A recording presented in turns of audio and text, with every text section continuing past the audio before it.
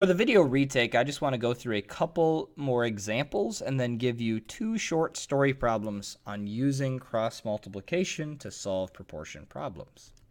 For the problem on the left, we have a proportion that set equal to each other, so we are allowed to do the cross multiplication step. So I'm going to do 4 times 9 and set that equal to 3 times x, whatever x ends up being. Well, 4 times 9 is 36, so 3 times x must be 36. If you are not able to see the answer, what you can do is you can divide everything by 3 so that we find that our x is equal to 12. If you notice here, 3 times 12 is equal to 36, so that would have been the answer right away. To check your answer for this problem, you simply retype it back in. We get 3/4 is equal to 9/12. There's two ways to check it. I'm going to do the simplifying the fraction one first. I'm going to divide both of these numbers on the right by 3. 9 divided by 3 is 3. 12 divided by 3 is 4. Therefore, true statement, our answer must be correct. The problem on the right is a little bit trickier, so cross multiplication is even more helpful. 5 times 12 from the last video, we know that's 60. And 8 times a, we don't know what a is yet. Now, this is not a whole number answer, so what I'm going to do is I'm going to multiply both sides by 8. So I get a is equal to 60/8. Well, I'm going to do long division like I did in the last video to figure out what that is exactly. 7 times 8 is 56.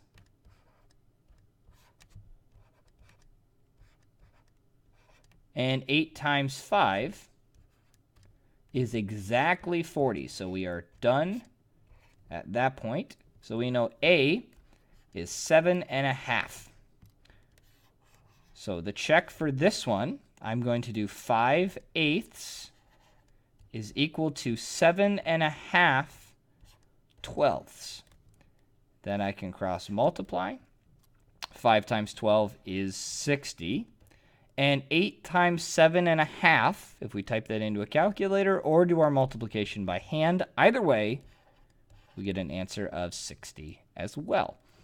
So that is the strategy of cross multiplication. This is about as tough as it gets. We can give you a few more decimals, but that's about it. Cross multiplication is going to help us solve a lot of story problems. So this problem says, Mr. Schmidt asks Michaela to babysit his nephew Garrett. There's a picture of Garrett. He's adorable. He offers her $32 to work for 6 hours. What would her hourly wage be? So one of the ways we could solve this is by doing a proportion. Now, it's very important in proportions and ratios to always label whatever you're doing. So if I have $32 in 6 hours, what I want to know is how many dollars will she get in 1 hour? So this is what the proportion is asking us for. Now, what's nice here is there's actually a bunch of different ways we could solve this. We could solve it by finding the patterns across, or we could solve it by doing cross multiplication.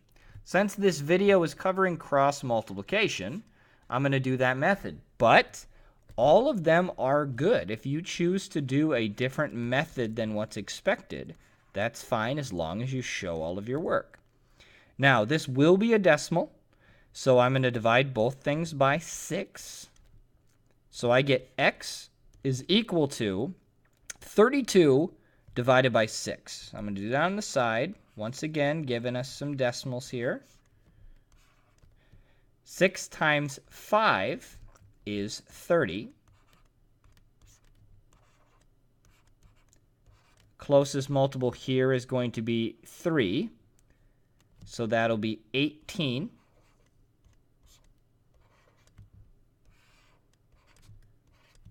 So it looks like a 3 again.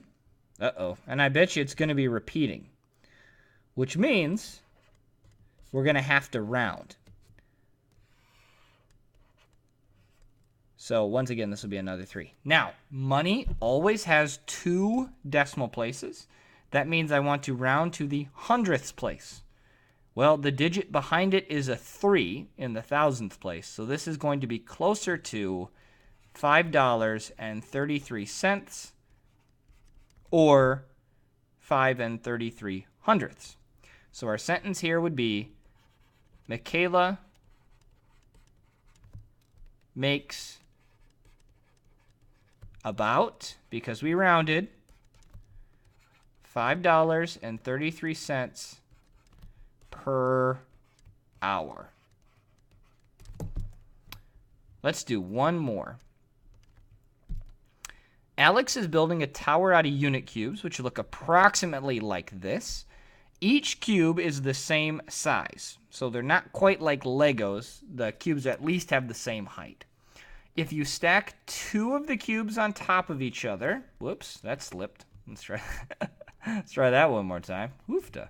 If you stack 2 of the cubes on top of each other, you get 3 inches. So 2 cubes will be 3 inches. Okay? Alex's final building needs to be 95 inches tall. How many cubes will he end up using? So this is where I said before we got to be very careful with our labels. We put cubes on top and inches on bottom. Therefore, we're looking for the cubes. So it'll be x cubes and then 95 inches.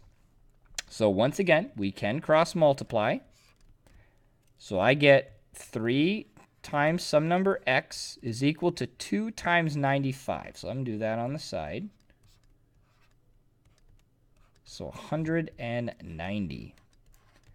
Now we can divide both of these numbers by 3 to get x equals, and then I'm going to do 190 divided by 3. So that'll be 3 times 6 is 18. There's our 10, so that's 3. So then we end up getting a remainder here of 1. And so we end up repeating over and over.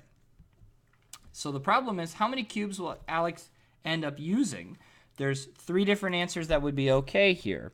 You could say that Alex uses about 63 33/100 cubes. So you could say he uses about 63 cubes.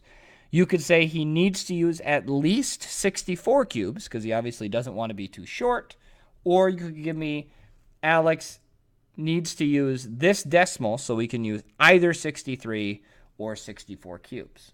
I personally am going to say Alex needs to use either 63 or 64 cubes, because the decimal, or I'm going to say the answer was 63 33/100 cubes. Any of those answers would be good. And I ran a little bit out of space here, so hopefully I don't give you a problem that quite takes up this much room. But that's about as tough as we get for proportions. As always, make sure you ask me for help, and we can work through some of these together.